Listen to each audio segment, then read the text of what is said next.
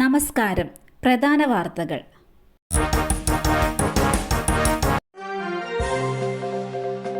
മലയാളികൾക്ക് ഓണാശംസകൾ നേർന്ന പ്രധാനമന്ത്രി. ഓണം ഐക്യത്തിന്റെയും പ്രതീക്ഷയുടെയും അഭിമാനകരമായ പ്രതീകമാണ്. ഓണം കേരളത്തിന്റെ കാലാതീതമായ പൈതൃകത്തെയും സമ്പന്നമായ പാരമ്പര്യങ്ങളെയും പ്രതിഫലിപ്പിക്കുന്നുവെന്ന് നരേന്ദ്രമോദി ട്വീറ്റ് ചെയ്തു. പ്രകൃതിയുമായുള്ള ബന്ധം ദൃഢമാക്കാൻ ഓണം സഹായിക്കട്ടെ എന്ന് മോദി എക്സിൽ കുറിച്ചു. മലയാളത്തിലാണ് പ്രധാനമന്ത്രി ഓണാശംസകൾ നേർന്നത്. രാഹുൽ മാങ്കൂട്ടത്തിനെതിരെയുള്ള ലൈംഗിക ആരോപണ കേസ് അന്വേഷണ സംഘം ബംഗളൂരുവിലേക്ക്. യൂത്ത് കോൺഗ്രസ് മുൻ സംസ്ഥാന അധ്യക്ഷനും പാലക്കാട് MLAയുമായ രാഹുൽ മാങ്കൂട്ടത്തിനെതിരെയുള്ള ലൈംഗിക ആരോപണ കേസിൽ തെളിവ് ശേഖരണത്തിന് ക്രൈംബ്രാഞ്ച് സംഘം ബംഗളൂരുവിലേക്ക്. നിർബന്ധിച്ച് ഗർഭഛിദ്രം നടത്തിയെന്ന കേസിലാണ് തെളിവെടുപ്പ് നടത്തുന്നത്. യുവതി ചികിത്സ തേടിയ ബംഗളൂരുവിലെ ആശുപത്രിയിലെത്തും. ആശുപത്രി തിരിച്ചറിഞ്ഞെന്ന് ക്രൈംബ്രാഞ്ച് വ്യക്തമാക്കി. അതേസമയം ഓണാവധിക്ക് ശേഷമാണ് അന്വേഷണ സംഘം ബംഗളൂരുവിലേക്ക് പുറപ്പെടുക.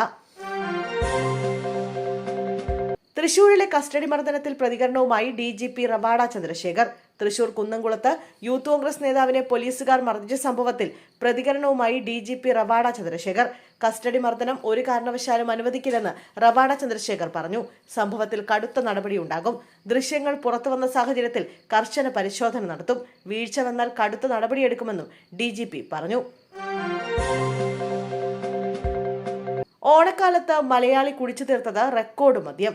സംസ്ഥാനത്ത് ഓണക്കാല മദ്യവിൽപ്പനയിൽ റെക്കോർഡ് നേട്ടം. ഉത്രാടം വരെയുള്ള 10 ദിവസത്തെ മദ്യവിൽപ്പനയിലാണ് കഴിഞ്ഞ വർഷത്തേക്കാൾ വർധനവുണ്ടായത്. 826 കോടിയുടെ വിൽപ്പനയാണ് ഓണനാളുകളിൽ നടന്നത്. കഴിഞ്ഞ വർഷം ഇതേ സമയം 776 കോടിയുടെ മദ്യമാണ് വിറ്റത്. ഉത്രാട ദിനത്തിൽ മാത്രം 137 കോടിയുടെ മദ്യം വിറ്റു. കഴിഞ്ഞ വർഷം ഉത്രാട ദിനത്തിൽ 126 കോടിയുടെ മദ്യമാണ് വിറ്റത്. 6 ഷോപ്പുകളിൽ 1 കോടിക്ക് മുകളിലാണ് വിൽപ്പന. കഴിഞ്ഞ വർഷത്തെ വിൽപ്പനയേക്കാൾ 5 മടങ്ങ് വിൽപ്പനയുണ്ടായി. കരുനാഗപ്പള്ളി ഔട്ട്ലെറ്റിലാണ് ഏറ്റവും കൂടുതൽ മദ്യം വിറ്റത്. കൊല്ലം ആശ്രാമവും എടപ്പാൾ ഔട്ട്ലെറ്റുമാണ് 2ഉം 3ഉം സ്ഥാനത്ത്.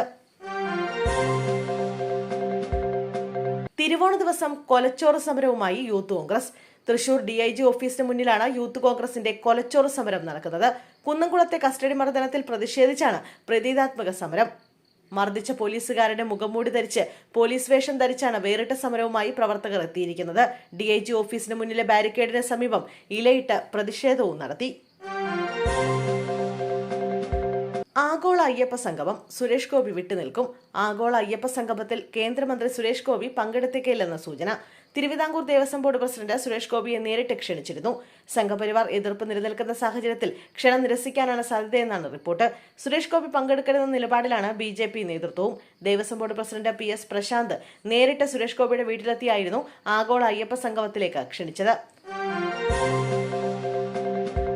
നടി ശില്പ ഷെട്ടിക്കും ഭർത്താവിനുമെതിരെ ലുക്കൌട്ട് നോട്ടീസ്. 60 കോടി രൂപയുടെ തട്ടിപ്പ് നടത്തിയെന്ന കേസിലാണ് മുംബൈ പോലീസ് ലുക്കൌട്ട് നോട്ടീസ് ഇറക്കിയത്. ശില്പ ഷെട്ടിയും രാജു കുന്ദ്രയും തന്നെ വഞ്ചിച്ചുവെന്ന് ആരോപിച്ച് വ്യവസായിയായ ദീപക് കോത്താരി നൽകിയ പരാതിയുടെ അടിസ്ഥാനത്തിലാണ് മുംബൈ പോലീസിന്റെ നടപടി. ജീപ്പിന് നിയന്ത്രണം നഷ്ടമായ അപകടം. 65കാരിക്ക് ദാരുണാന്ത്യം. കൊല്ലം കുളത്തൂപ്പുഴയിൽ ജീപ്പിന് നിയന്ത്രണം വിട്ടുണ്ടായ അപകടത്തിൽ 1 മരണം. ആര്യങ്കാവ് നെടുമ്പാറ സ്വദേശികൾ സഞ്ചരിച്ച ജീപ്പാണ് അപകടത്തിൽപ്പെട്ടത്. 65കാരിയായ ഓമന എന്ന സ്ത്രീയാണ് മരിച്ചത്. കുളത്തൂപ്പുഴ മാർത്താണ്ഡൻകരയിലായിരുന്നു അപകടം നടന്നത്. അപകടം നടക്കുന്ന സമയത്ത് 8 പേർ ജീപ്പിലുണ്ടായിരുന്നു. പരിക്കേറ്റ മറ്റുള്ളവരെ അഞ്ചലിലെ സ്വകാര്യ ആശുപത്രിയിൽ പ്രവേശിപ്പിച്ചിരിക്കുകയാണ്. തിരുവനന്തപുരത്ത് പൂക്കടയിൽ കത്തിക്കുത്ത്. നെടുമങ്ങാടാണ് സംഭവം. തമിഴ്നാട് സ്വദേശി അനീസ് കുമാറിനെയാണ് പൂക്കടയിലെ ജീവനക്കാരനായ കട്ടപ്പ കുത്തിയത്. പൂക്കട ഉടമ രാജനെയും കട്ടപ്പയും പോലീസ് കസ്റ്റഡിയിലെടുത്തു. പണം നൽകുന്നതിനെ ചൊല്ലിയുള്ള തർക്കമാണ് ആക്രമണത്തിന് കാരണം. സംഭവത്തിന് ശേഷം ഓടി രക്ഷപ്പെട്ട കട്ടപ്പയെ പോലീസ് പിടികൂടുകയായിരുന്നു. രാജന്റെ കടയിൽ പൂക്കൾ എത്തിച്ചു നൽകിയിരുന്നത് കുത്തേറ്റ അനീസാണ്. രാജനും അനീസും തമ്മിലാണ് തർക്കമുണ്ടായത്. പിന്നാലെ പൂവെട്ടുന്ന കത്രിക ഉപയോഗിച്ച് കട്ടപ്പ അനീസിന്റെ നെഞ്ചിൽ കുത്തുകയായിരുന്നു. അനീസിനെ തിരുവനന്തപുരം മെഡിക്കൽ കോളേജ് ആശുപത്രിയിൽ പ്രവേശിപ്പിച്ചു.